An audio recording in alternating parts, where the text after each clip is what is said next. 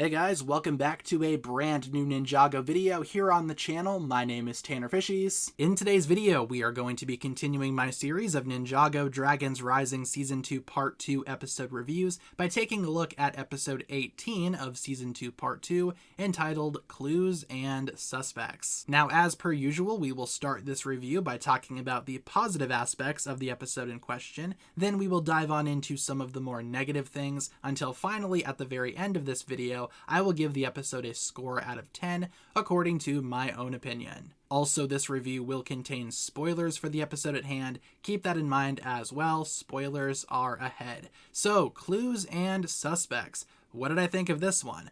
Well, unfortunately, this is another one of those Season 2 Part 2 episodes that, in my opinion, is rather mixed. First of all, for the good, I loved everything post Lloyd versus Zeatrix. I love that Lloyd is unconscious, the ninja are curious as to when he will wake up, if ever, and Zeatrix is here, having a meltdown, as always. I love Zeatrix as a character, she is so much fun. But Lloyd eventually does wake up, good for him. Kind of felt like maybe his coma could have been longer, maybe we could have seen more visions. More on that here in a second. But yeah, following Lloyd waking up, he immediately gets put back into the tournament, receives the powers that he won from Zeatrix, and proceeds to battle Noct. It is a fun match for a while until it's called off. I get why they called it off, you know, for drama or whatever, but I felt like the match was way too short, and Lloyd does get eliminated because he's injured, so Noct wins by default. Kind of a lame way for Noct to win, but sure, I guess. Sora versus Frack, though, that is by far the better battle of this episode. It is such a cool fight between Sora and Frack. Again, not only are there multiple elemental powers being thrown out left and right by both of them, but also Frack has an amazing character moment here where he straight up refuses to shatter spin and throws the wolf mask down, much to the dismay of Lord Ras standing off to the side. Frack really did take Aaron's words to heart, and he tries to win the match on his own merit. Unfortunately for him, Sora wins. Good for Sora, though I like Sora as a character, and like I've said in previous reviews, the tournament is treating her extremely well. But the fight itself is awesome, fun to watch, and again, Frack had that awesome moment with the wolf mask.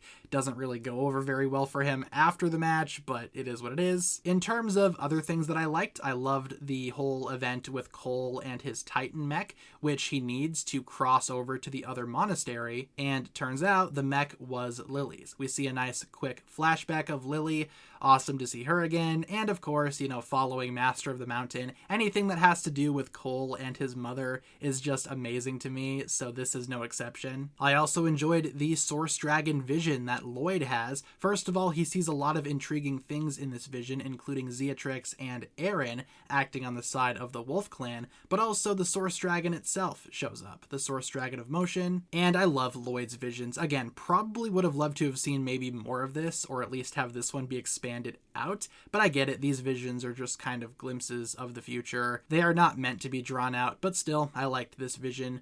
Figured I would note that as well. In terms of the bad stuff, I mean, yeah, there's some stuff. I still do not care for the mystery subplot. I know I've beaten that horse to death, but come on, it is just annoying to watch and frustrating to watch. It is kind of funny, though, when Aaron and Wildfire team up. By the way, I do enjoy the Aaron and Wildfire team up.